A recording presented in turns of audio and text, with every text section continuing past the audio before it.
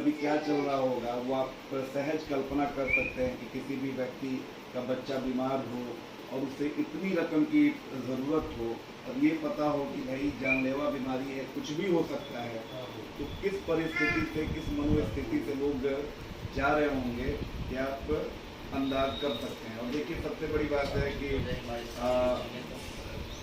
कोई भी मीडिया हो, जैसे मेन स्ट्रीम मीडिया हमारा, जैसे जी मीडिया हो, हिंदुस्तान जी, हम लोग लगातार खबर पे बने हुए हैं। इसके अलावा जो सोशल मीडिया के यानी फेसबुक के या यूट्यूब के जो लोग हैं वो लोग भी अपनी तरफ से बने हुए हैं। भोजपुरी के जो सिंगर्स हैं जैसे दीपक दिलदार जी हो गए, मोनू अलवेला हो गए, या बाकी जो लोग हैं, जो जितना सक्षम है वो आगे बढ़कर मदद कर रहा है। ये बहुत बड़ी बात है।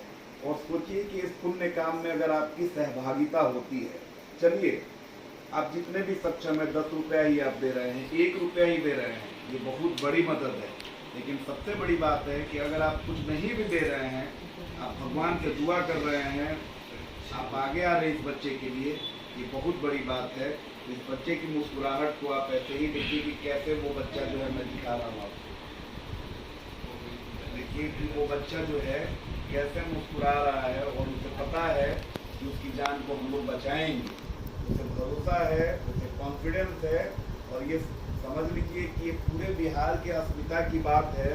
एक बच्चे ने मदद मांगी है और उस मदद के लिए हम आगे बढ़े हैं, और भगवान करे कि उस मदद में सफलता हमें प्राप्त हो। क्योंकि आप सोचिए कि अगर रकम नहीं जुट पाती है तो कितना हमारे अस्मिता पर कितना बड़ा सवाल होगा। एक बार फिर से दीपक जी को दे रहा हूँ। दीपक जी बहुत अच्छा काम कर रहे हैं आप। सब लोग शेयर करें, सभी लोग। थैंक यू जितेश भैया जी, सभी लोग शेयर करें और हम लोग जितना भी न्यूज़ के पास जो भी लोग हैं हम सबसे रिक्वेस्ट करेंगे